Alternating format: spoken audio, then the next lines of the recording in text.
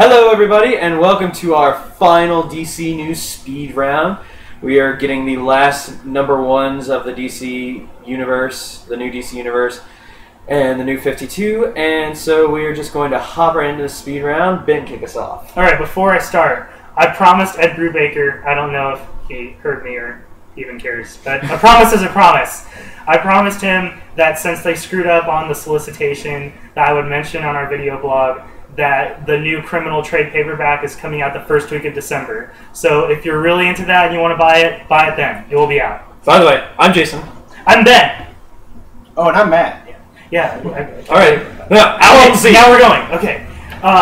What's his name? Ron Mars. Okay. Ron Mars is doing this interesting book called Voodoo. And I had absolutely no expectations for it whatsoever, but I actually really liked it. Maybe not enough to keep reading it. We'll see. My wallet can only handle so much. But it was very well plotted, actually, and the art was unique and nicely drawn. Everything about it was really nice, and it was just a solid book. So if you want to try maybe something that's not your usual DC fare, I say you go for it. All right, I have got Superman #1 to match my shirt by George Perez. Basically, about 4 or 5 books have been building up to the new Superman current status quo, seeing as how this is the only Superman book that takes place in the current day. And really, all it really does is show off the new status quo. There isn't too much meat and potatoes to the story. I like Superman's new status quo, and it's definitely a different take on it, a modern Superman, but there's just not enough there to say whether this is going to be amazing or not. So pick it up, just be interested, and also it's Superman #1. Yeah. All right, I'm starting the day off with Green Lantern and New Guardians. Really, the only thing I can say about it is what you see on the cover is what you get. They don't really. There's not really much of a story build-up. I mean, there is a little bit. But it's pretty much what the advertisement gives you, is that all the rings are getting stolen, per se, and Kyle is in trouble. That's it. Just your advertisement. Okay. All right, I'm doing I, Vampire by Joshua Hale Fialkov. Very nice. Until I talked with you about this today, I felt like I was the only one on the planet who just did not like this issue. It was awful. Well, I'm going to talk about it, obviously. So, love it or hate it, Twilight does usher in a lot of really good and interesting vampire literature. There's a lot of really bad stuff too, but it did kind of make it a popular genre again. So you're going to have good and bad stuff, and people taking chances and things like that. So I like that about it, but it does do that. But I felt like if you're going to do vampires, there are just certain things that you have to do, and that's a fine line about being original and kind of telling in what a vampire is. It's kind of why sparkly Twilight vampires bother me a little bit. But at the same time, werewolf vampires that are in I, Vampire really bother me, and that kind of pissed me off. So that I think if that hadn't been in there, I would have enjoyed it a lot more. But to say something positive about it, the art is really good. I really liked it. So it definitely matches the genre. Yeah. So if you're going to pick it up for something, pick it up for that. I also thought this is again a kind of negative thing, that the storytelling was a little disjointed. I'm okay if you're gonna break up the way the story is told, but I think at least the first time you do it, you have to explicitly say when this is happening, and they didn't really do that, so it left me a little confused. But a lot of people seem to really like it, so I say you give it a shot and just see how it does for you. All right, I've got All-Star Western #1 showcasing Jonah Hex. And if you're a fan of the old Jonah Hex series by Justin Gray and Jimmy Palmiotti, guess what? They're back for this. It's Jonah Hex teaming up with Amadeus Arkham in 1800s Gotham City. And that is just as awesome as it sounds. It's wonderful. You get, all the time that you see Jonah Hex being a badass, Amadeus Arkham is trying to dissect his personality. I love this. Cannot wait to get more of it.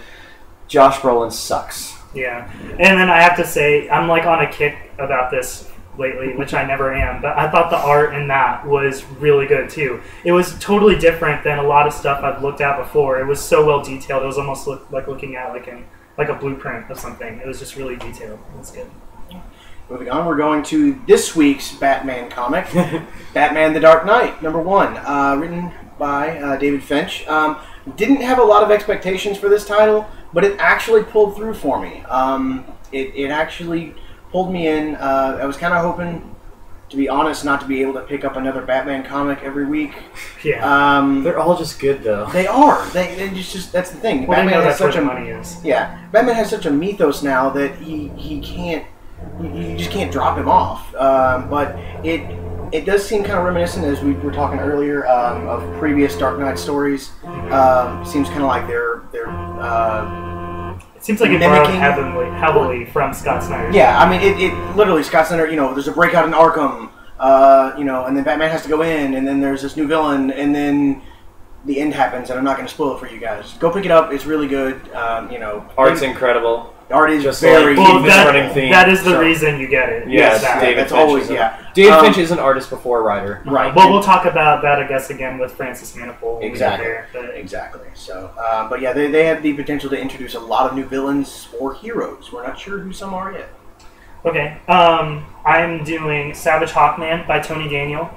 I was very excited about this going in because seeing Tony Daniel's Detective Comics #1, I have never had that much faith in like his writing ability until then. So I was like, wow, Tony Daniel can really write something when he really wants to.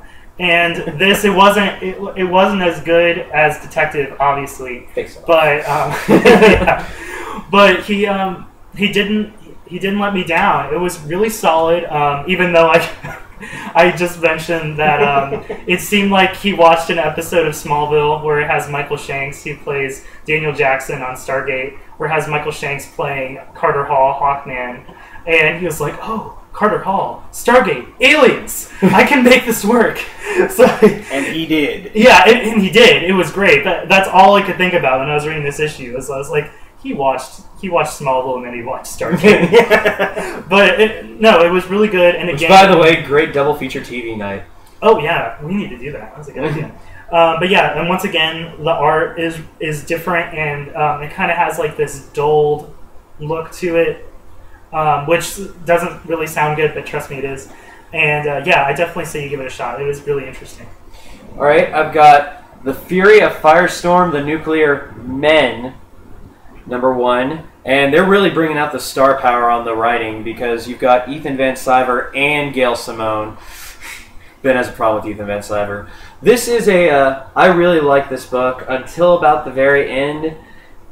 They are like completely changing up the Firestorm mythos, and Firestorm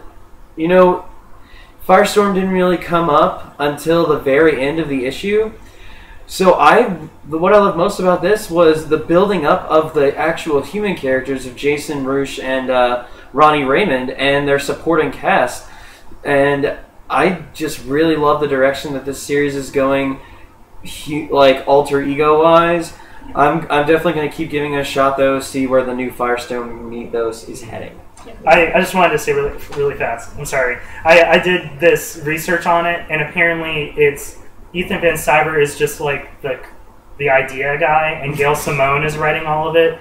So it's basically awesome. So it's basically like Gail Simone writing the crap out of like this idea that Ethan Van Sciver has, which I really like the issue and the idea is cool. But I kind of get what you're saying at the end, where it's like, "Oh, I'm the Fury, and I'm this Saturday morning creature." Just know that if you've read previous Firestorm stories from the old DC, just forget all of it. It's going to be pretty much. It's completely. I think that's a good thing though, because honestly, I think they needed to do that to make people excited about Firestorm. Yeah. Speaking of different, we're going to go on to Teen Titans #1, which you should really have called this one Red Robin and Wonder Girl #1.